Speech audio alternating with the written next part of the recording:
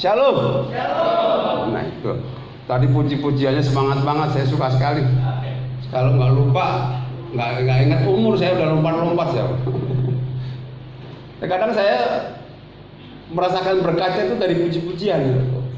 Kalau puji-pujiannya semangat, kita nyampein firman Tuhan juga semangat, amin. Saudara diberkati hari ini? Harus diberkati. Jumlah itu tidak menjamin, saudara. Kadang-kadang kalau jumlah orang terlalu banyak, kita semangat itu karena memang orangnya banyak. Apalagi kalau yang bawa pujian artis terkenal, kayak Paulus Wianto kayak saya gini. Wah, jadi kehebohannya bukan karena lagunya itu diurapi Roh Kudus, tetapi karena semangat, tapi karena sukacita aja. Jadi karena apa ya? Karena ada.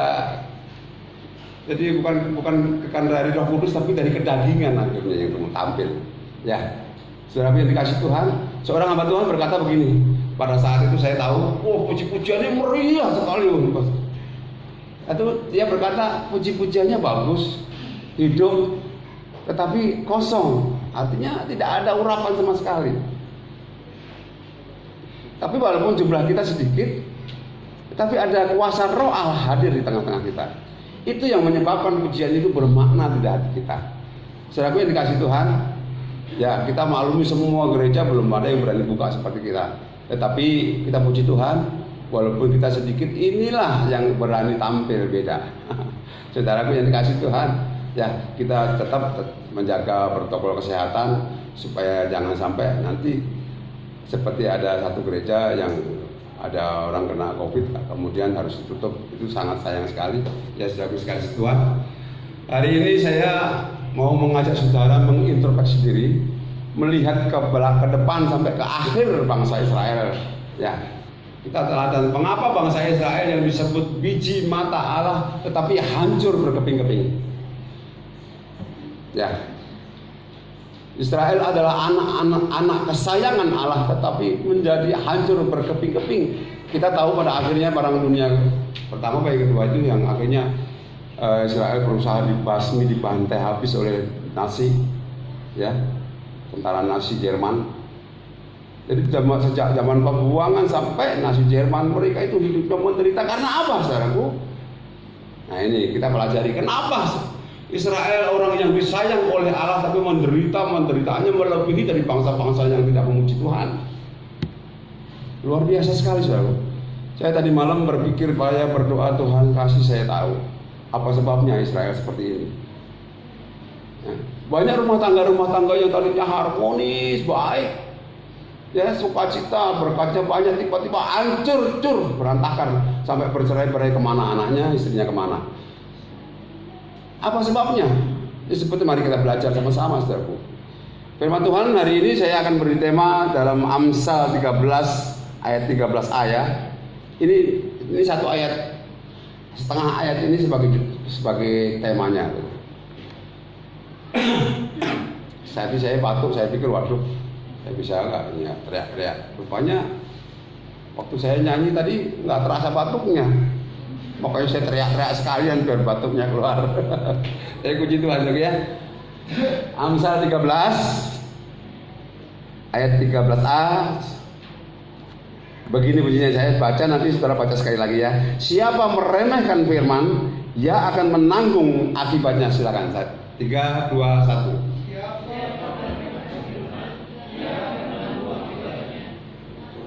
Siapa meremehkan firman? Ini temanya firman Tuhan pada hari ini. Kesalahan Israel kenapa hancur berantakan? Karena dia menghina Tuhan, meremehkan Tuhan. Saudara yang dikasih Tuhan, saya tadi malam belajar banyak sekali tentang hal-hal ini, makanya saya agak sedikit ngantuk ini, karena saya tidak tahu di mana itu kesalahan Israel. Rupanya bangsa Israel sejak zaman dia keluar dari tanah Mesir itu memang bangsa yang keras kepala, saudara. Kalau saudara membaca kitab Hakim-Hakim, itu saudara bisa emosi deh. Benar, kayak apa kelakuannya orang Israel? Masih baikan kita daripada orang Israel. Tetapi karena Israel sudah mendapat predikat sebagai anak Allah, dia selalu diampuni terus. Tetapi akhirnya Tuhan mengungkapkan amarahnya yang sangat luar biasa kepada Israel. di zaman raja yang terakhir, yaitu Raja Sedekia. Ya, Raja Sedekia adalah raja terakhir Israel. Jadi Israel itu saat dia jatuh di dalam dosa mengalami 3 pembuangan, yaitu pembuangan di zamannya Daniel, kemudian pembuangan di zaman Nehemia, kemudian pembuangan oleh orang-orang Israel yang tidak mati oleh pedang. Jadi mereka itu sudah menderita dari awal karena kesalahannya. Apa sih kesalahannya?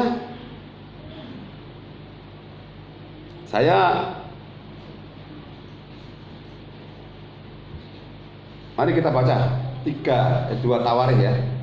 Ini loh kesalahannya raja-raja Israel. Mengapa Tuhan sampai marah yang sangat luar biasa? 2 Tawarikh pasal 36 ayat 16. Ini baru salah satunya. Ya, saya baca. Tetapi mereka mengolok-olok utusan-utusan Allah itu, menghina segala firman-Nya dan mengejek nabi-nabinya. Oleh sebab itu murka Tuhan bangkit terhadap umat-Nya sehingga tidak mungkin lagi dipulihkan. Kata tidak mungkin lagi dipulihkan itu berarti sudah tidak mungkin diampuni. Artinya bangsa Israel pada saat itu kejatuhan kerajaan Yahuda Israel itu tidak ada lagi sampai sekarang. Ya. Adapun kebangkitan adanya bangsa Israel saat ini itu karena memang sudah waktunya sesuai dengan apa yang dibuatkan di dalam Alkitab. Saudaraku yang dikasih Tuhan, kejatuhan Sedekia ini zaman Nabi Yeremia ya, saudara. Nabi Yeremia itu lahir diputus oleh Tuhan di zaman Yosia dan anak-anaknya. Setelah Yosia kemudian punya anak Yoyakim, kemudian Yoahaz, kemudian Sedekia. Ada 4, yang satunya tidak masuk di dalam menjadi raja, tetapi dia di dalam pembuangan disebut sebagai turunan raja. Saudaraku yang dikasih Tuhan, sampai demikian Allah memarahinya. Yosia dikatakan adalah raja baik yang terakhir. Ya, Mas. Yosia adalah keturunan Daud yang baik yang terakhir, tetapi umurnya pendek, hanya kurang lebih kalau nggak salah 34 tahun, kalau nggak 35 tahun dia mati. Dan kematiannya karena dia mau membela Hasyur. Dia menentang kehendak Allah yang diturunkan lewat si Niko ya, Firaun Niko. Firaun Niko berkata, kamu jangan menghalang-halang aku Yosia, karena aku sudah mendapat mandat dari Allah untuk memerangi bangsa Asyur. Tetapi Yosia tetap ngotot menghadapinya dengan caranya. Kemudian walaupun dia menyamar-nyamar tetap membela Asyur. Akhirnya dia mati juga karena panah, karena kehendak Tuhan. Ya. Orang sebaya Yosia itu dikatakan dia tidak melenceng kanan maupun kiri seperti Daud kelakuannya. Jadi dia raja yang sangat baik, saudara. Tetapi hanya kesalahannya dia membela yang salah, itulah penyebabnya dia mati. Kemudian anak-anaknya diangkat, dan anaknya yang namanya Yoahaz, Yoyakim dan Sedekia ini tidak ada yang baik satupun di mata Tuhan, sehingga mengalami pembuangan. Kenapa mengalami pembuangan? Kenapa rumah tangga mengalami kehancuran? Kita tidak sadari terkadang, tetapi mereka ini ya, seperti tadi saya baca ayatnya, tetapi mereka mengolok-olok utusan Allah. Pada saat itu Yeremia menasihati kepada keturunan Yosia untuk diingatkan supaya jangan melakukan hal-hal yang di luar firman Tuhan. Tetapi justru Yeremia ditangkap, Yeremia dihina, bahkan Yeremia dimasukkan ke dalam sumur oleh Raja Raja Sedekia ini. Begitu jahatnya dia. Tapi sebetulnya bukan masalah ini aja Tuhan marah kepada bangsa Israel. Sebelum-belumnya banyak nabi-nabi yang dibunuh, bahkan dibunuh keluarganya, bahkan nabi-nabi yang disiksa. Karena apa? Nabi itu diutus Allah menyampaikan firman Tuhan, dan firman Tuhan itu bertentangan dengan prinsip-prinsip kerajaan pada saat itu. Saudaraku yang dikasih Tuhan, terkadang kita melihat sebuah rumah tangga yang tadinya harmonis kemudian hancur, yang tadinya setia kepada Tuhan kemudian hancur. Dia hanya bisa menyalahkan si A, si B. dia tidak bisa menyalahkan siapa-siapa. Seharusnya kita introspeksi. Kalau kita baik terhadap keluarga, apalagi kita baik terhadap Tuhan, rumah tangga itu akan dilindungi, saudaraku. Saudara percaya itu? Saudara percaya Tuhan mampu mengutuhkan kekeluargaan saudara? Yang berantakan sekalipun, kalau Tuhan mau mengembalikan rumah tangga yang berantakan itu mudah. Tetapi kadang-kadang kita menyalahkan orang lain. Seperti raja-raja ini juga menyalahkan. Karena di dalam kerajaan itu ada faksi-faksi, saudaraku. Ada semacam dua partai yang berbeda pada saat itu, perpecahan partai. Yang satu ngeblok ke Mesir, yang satu ngeblok ke Asyur. Jadi terjadilah di situ perpecahan itu, saudaraku. Sebetulnya semuanya terjadi karena perpecahan dari dalam dahulu. Tuhan tidak pernah memecahkan seseorang atau keluarga seseorang itu dengan tiba-tiba lalu menjatuhkan masalah. Tidak. Biasanya diawali dari si keluarga itu sendiri. Israel jatuh bukan tanpa sebab, karena Israel tidak mau mendengar nasihat Tuhan. Kalau Israel mau mendengar nasihat Tuhan, maka tuh Israel, saya percaya dia akan menjadi negara yang tidak akan ada duanya sampai saat ini. Walaupun toh begitu akhirnya Tuhan itu mudah marah, pemarah. Sebenarnya Tuhan itu harus kita akui dalam Alkitab, Tuhan itu kalau udah marah susah dikendalikan. Tetapi Tuhan juga mudah mengasihani. Tuhan itu panjang sabar, tetapi tidak maha sabar. Saudara harus tahu. Dia sabar sekali, tapi tidak maha sabar. Dia maha kasih, maha suci, maha segalanya. Tetapi Tuhan tidak maha sabar. Kadang-kadang kita mengatakan, udah biarinlah, paling Tuhan tidak marah. Israel pun seperti itu, saudaraku. Dia melakukan ini, membunuh nabi-nabinya, memenjarakan nabi-nabinya, melakukan hal-hal jahat di mata Tuhan. Tetapi tidak terjadi apa-apa saat itu. Dia berpikir, Tuhan baik, ada masalah. Kadang-kadang kita melakukan kesalahan juga berpikir seperti itu. Tuhan nggak mungkin marah lah, cuma masalah kecil. Tapi kecil-kecil kalau kita dibiasakan bisa menjadi bukit, lama-lama menjadi gunung. Ya.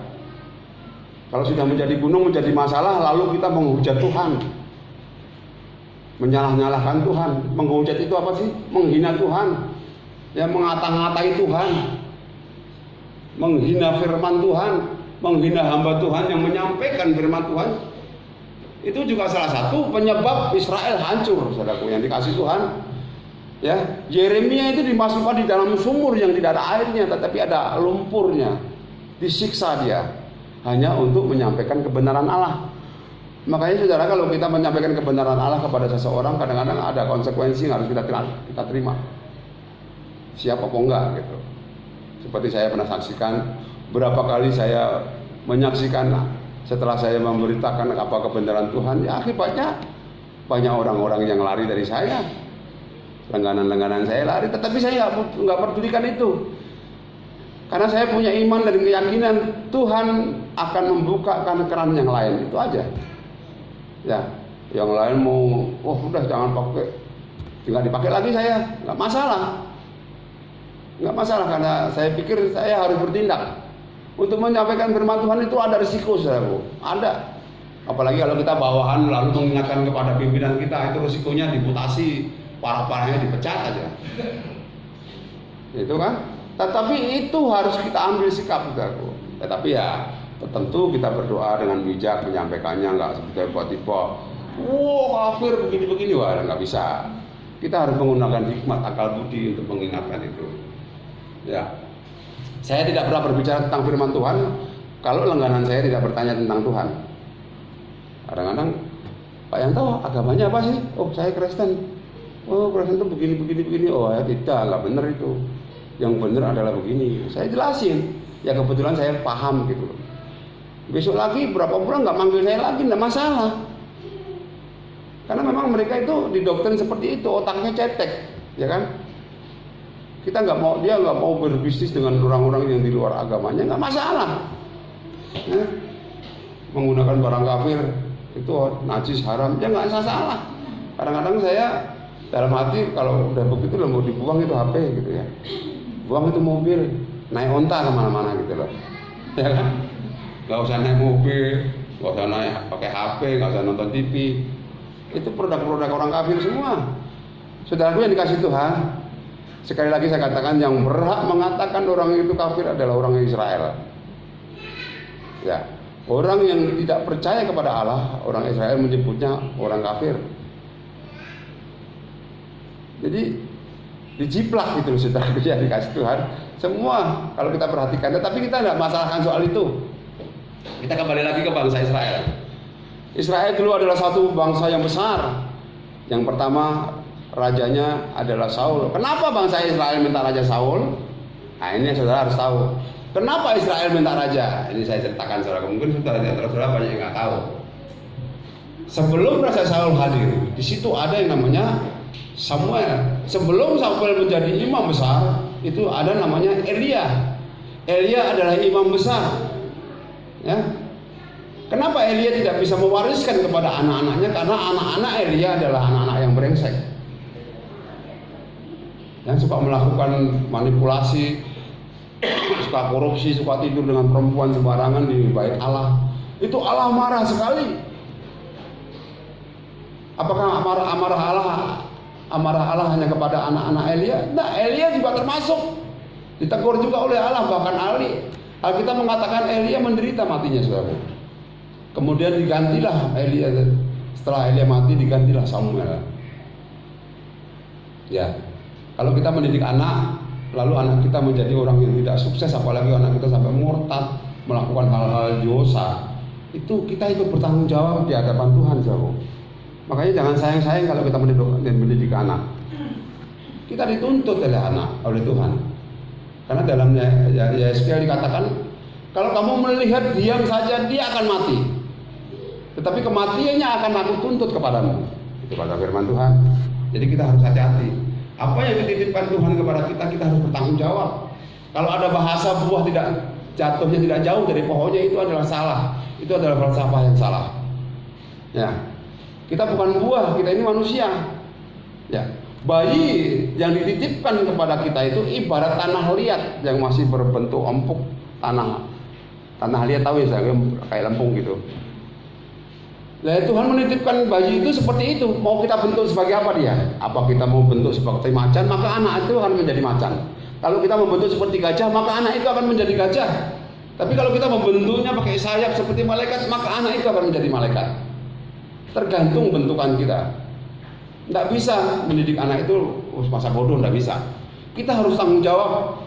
Lebih baik kita dibenci oleh anak kita daripada kita dia marah Tuhan. Karena kalau Tuhan marah itu semua imbasnya kemana-mana, saudara. Bangsa Israel ini sebetulnya rajanya yang bersalah dan petinggi-petinggi kerajaan, tetapi rakyatnya semua menderita. Saudara yang dikasih Tuhan, itulah keluarga-keluarga. Kenapa Israel meminta raja? Kemudian setelah Elia mati, ya Pinehas juga mati dalam peperangan. Anak-anaknya kan namanya Pinehas dan siapa? Satunya lagi saya agak lupa. Itu mati di dalam peperangan. Lalu Elia pun juga mati. Dia badannya gemuk, ya makannya nggak pernah puasa kali ya. Gemuk, matanya sudah nggak bisa ngelihat. Ya, serba salah memang pendeta hamba Tuhan itu kadang-kadang salah. Kalau kurus, berarti bilang kurang berkat. Kalau gemuk dibilang nggak pernah puasa, ya kan? Itulah hamba Tuhan. Tapi kalau gemuk-gemuk banget juga nggak enak, saudara. Saya segini aja kalau jongkok udah gampang banget capek. Saya punya teman hamba Tuhan tuh gemuk-gemuk semua, subur semua. Wah kadang-kadang saya lihat dia, wah buat Natalan pas nih. Saudara yang dikasih Tuhan, kemudian digantilah Elia kepada Samuel. Lalu kenapa bangsa Israel minta raja? Nah ini kembali lagi tetap karena anak-anak Samuel juga hidupnya tidak berkenan di hadapan Tuhan. Makanya Samuel mengadu kepada Allah, Tuhan, lihat bangsa Israel ini minta raja, dia sudah tidak percaya lagi kepada aku, kepada Tuhan. Tuhan bilang turuti. Karena memang Samuel mempunyai anak, tapi anak-anak Samuel sudah tidak bisa lagi meneruskan Samuel karena kelakuannya tidak sesuai dengan seperti bapaknya Samuel. Kemudian diberilah oleh Tuhan raja yaitu Saul, raja pertama orang Israel. Ya. Tetapi Saul juga melakukan hal yang salah yang pernah saya sampaikan kepada saudara-saudara sekalian. Kemudian Saul diganti oleh Daud. Daudlah raja satu-satunya yang sukses, yang tidak pernah bermasalah kepada Tuhan. Ya walaupun dia banyak salah tuh loh, dia banyak dosa, tetapi saat dia berdosa dia menyelesaikan. Dia banyak sekali kesalahan Daud. Saya bilang Daud nggak pernah salah, tetapi dia bukan meninggalkan Tuhan, tetapi menyelesaikan masalah itu, mengampunan, minta ampun kepada Tuhan. Salah satunya adalah karena dia mengambil istri orang lain, ya apa namanya, istri Uria ya. Dengan cara karena dia raja, Uria ditaruh di medan perang yang paling depan supaya mati, supaya istrinya saya ambil. Jahat. Dan hal itu membuat Tuhan marah dan menghukum bangsa Israel waktu saat itu. Tetapi Daud merendahkan diri dan minta ampun. Itu bedanya. Makanya kesuksesan Daud ini tidak ada duanya, saudaraku. Samuel kemudian anaknya Daud, banyak peperangan antara keluarga Daud sendiri, saudaraku. Tetapi kita melihat setelah Daud tampillah Salomo. Nah, dari Salomo inilah kesalahannya. Salomo ini karena istrinya terlalu banyak, mungkin dia melakukan hal-hal yang tidak berkenan di hadapan Tuhan. Istrinya banyak, ya kan? Sehingga Tuhan berjanji akan memecahkan bangsa Israel menjadi dua bagian. Ya, setelah Soleman atau Salomo ini mati dan digantikan, perpecahlah bangsa itu menjadi dua bagian, menjadi bangsa Israel yang beribu kotakan Samaria, dan kemudian Yehuda yang beribu kotakan Yerusalem.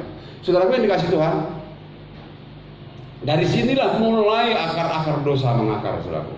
Dari bangsa Israel yang dipimpin Yerobiam pada saat itu melakukan tindakan-tindakan di luar kehendak Tuhan, hingga membuat bangsa Israel begitu jahat di mata Tuhan. Ya. Kemudian bangsa Yehuda dipimpin Yerobiam, namanya hampir sama sih, Rehabiam. Kemudian juga melakukan hal-hal yang masih mending lah, kalau orang-orang dari bangsa Yehuda itu masih mending, masih agak ada yang baik, ada yang jahat. Tetapi kalau Israel sama sekali tidak ada yang baik. Saudaraku yang dikasih Tuhan, bangsa Israel akhirnya mendapat hukuman yang luar biasa dari Tuhan. Ya, kira-kira tahun 1960 sekian baru berdirilah negara Israel. Itu karena belas kasih Tuhan. Karena Tuhan tidak mau dilecehkan, Tuhan tidak mau dihina. Siapa yang menghina Tuhan, dia akan menerima akibatnya. Siapa yang melecehkan Tuhan, dia akan menerima akibatnya. Ya, di dalam Alkitab banyak contoh, saudaraku. Ya, Goliat itu besarnya minta ampun, saudaraku. Daud sama Goliat itu bedanya minta ampun. Kenapa ya Goliat bisa kalah? Karena Goliat menghina barisan Allah.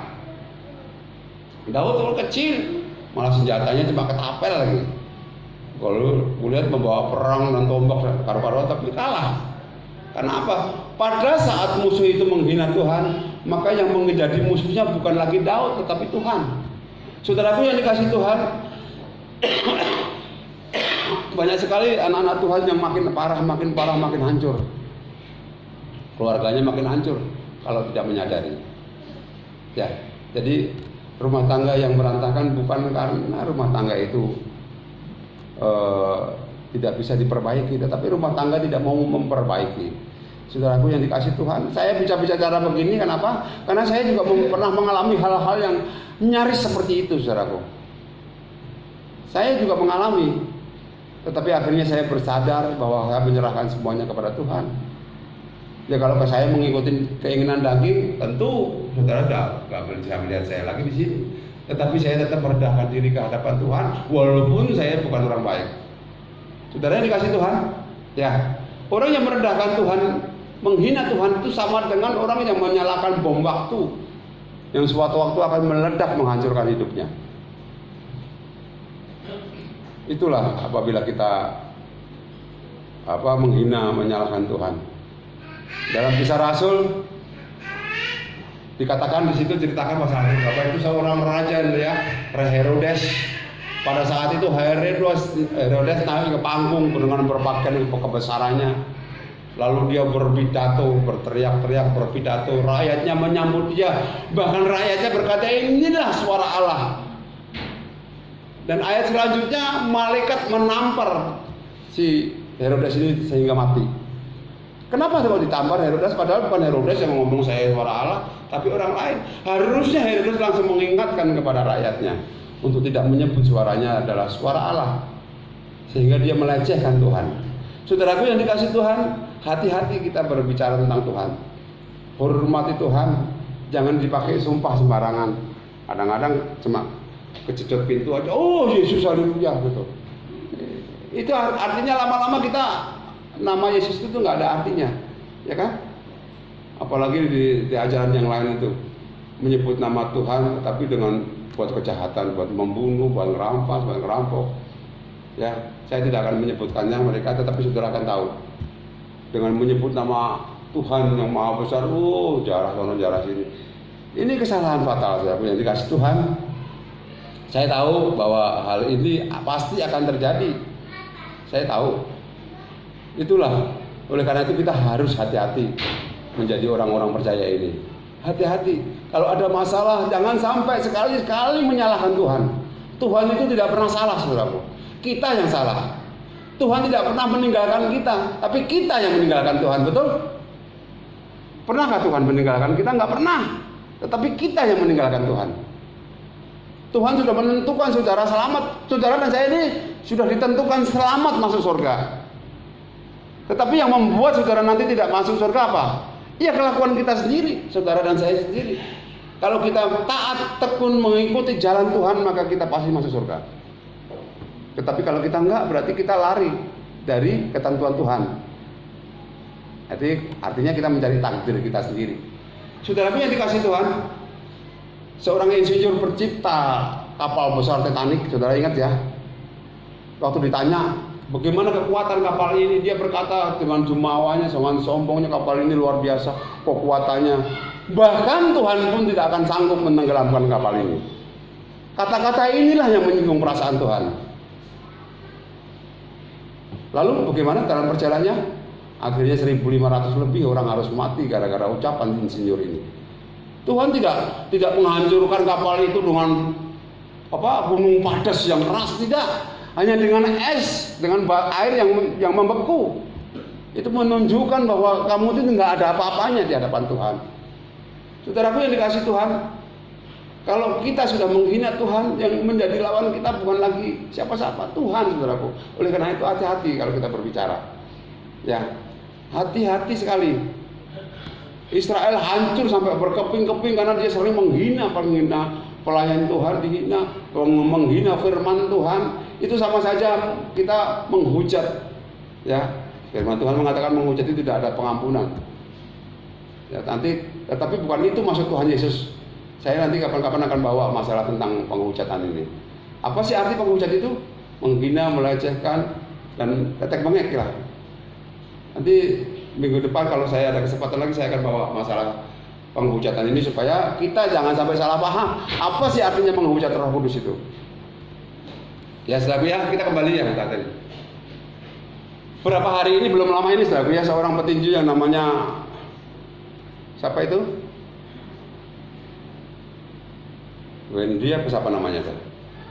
Dia bertemu seorang juara dunia nih saudaraku. Dia lawannya adalah Fury Tyson dari Inggris. Waktu itu dia sebelum pertandingan dia sudah berkoar-koar, saya akan mengalahkan Fury Tyson dengan roh nenek moyang saya, katanya. Tyson seorang yang Nasrani yang baik. Dia membalas bahwa aku akan mengalahkanmu dan membaptis kamu dengan Roh Kudus.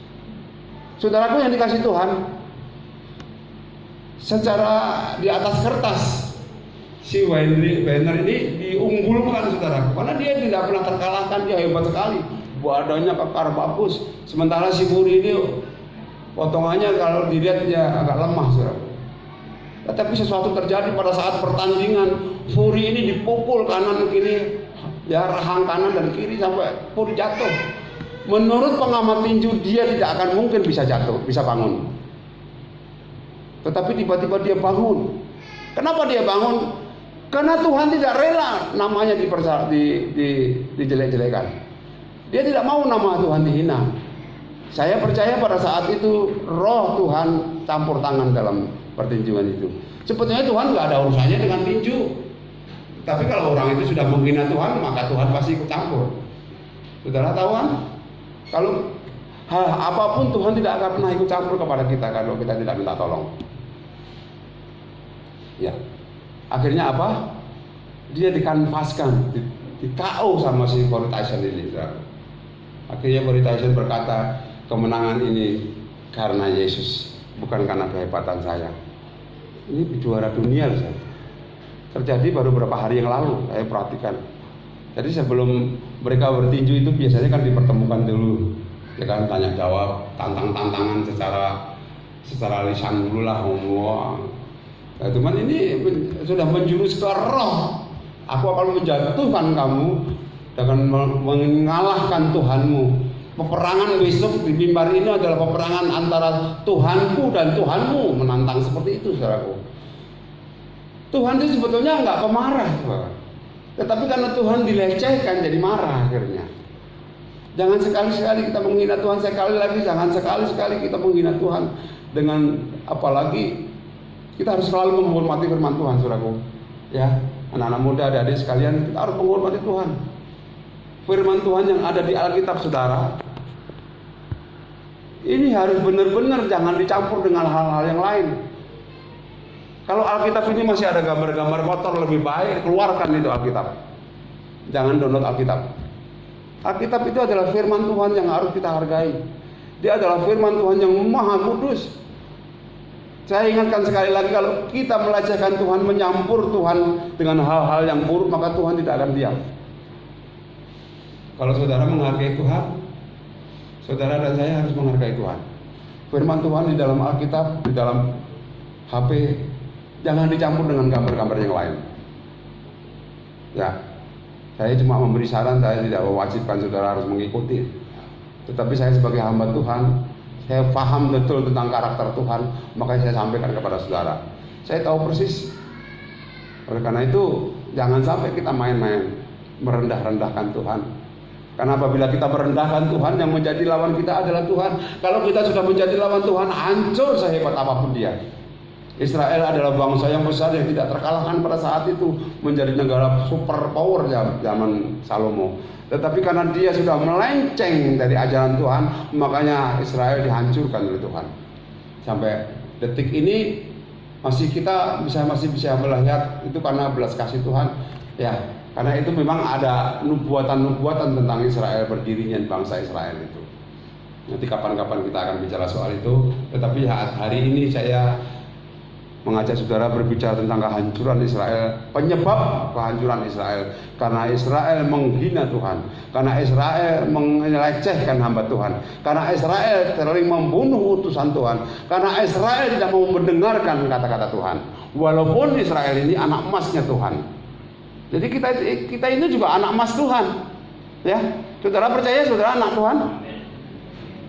Halo, saudara percaya? Kalau saudara nggak percaya kalau saudara anak Tuhan, oh sia-sia kita ibadah. Ya, pada saat kita percaya kepada Yesus, Alkitab mengatakan engkau diberi hak menjadi anak-anak Allah. Jadi saat kita percaya kepada Yesus, saudara dan saya ini adalah anak-anak Allah, anak-anak yang akan menerima sesuatu yang luar biasa dari Tuhan. Ya, oleh karena itu hati-hati, kita harus belajar terus menjadi anak yang baik. Kalau kita menjadi anak yang baik, nggak perlu minta. Saudara, benar. Ya, saya tanya, kalau seorang bapak ngelihat anaknya sekolahnya jauh, dia harus jalan kaki. Kira-kira kalau bapak yang baik, apa diem aja? Padahal dia bisa beliin dia sepeda. Nggak usah minta, anak itu bapaknya udah tahu. Oh ya, anak ini perlu sepeda. Pasti dibelikan sepeda, anak ya tak belikan sepeda. Kalau sudah melonjak ke SMA, sekolahnya jauh, harus naik bis, naik angkot, pulang keringatan bau semua, kasihan, dan diberikan motor. Itu orang tua. Tuhan pun seperti itu, saudaraku. Saudara butuh, nggak usah minta, tenang aja. Karena Alkitab mengatakan, sebelum kamu minta, sebelum kamu ngomong, itu aku sudah tahu, kata Tuhan. Nggak usah ngeluh. Ya, mengeluh itu memang sifat kita. Kadang-kadang kita dihadapan hal-hal yang sulit-sulit sehingga kita ngomel, nyalain orang sono, nyalain orang sini. Nggak usah nyalain orang lain, tetapi kita introspeksi diri sendiri. Bangsa Israel sekarang adalah bangsa yang sudah menyadari akan kesalahannya. Dia akan menjadi malapetaka di kemudian hari. Karena perang Armageddon itu awalnya dari sono.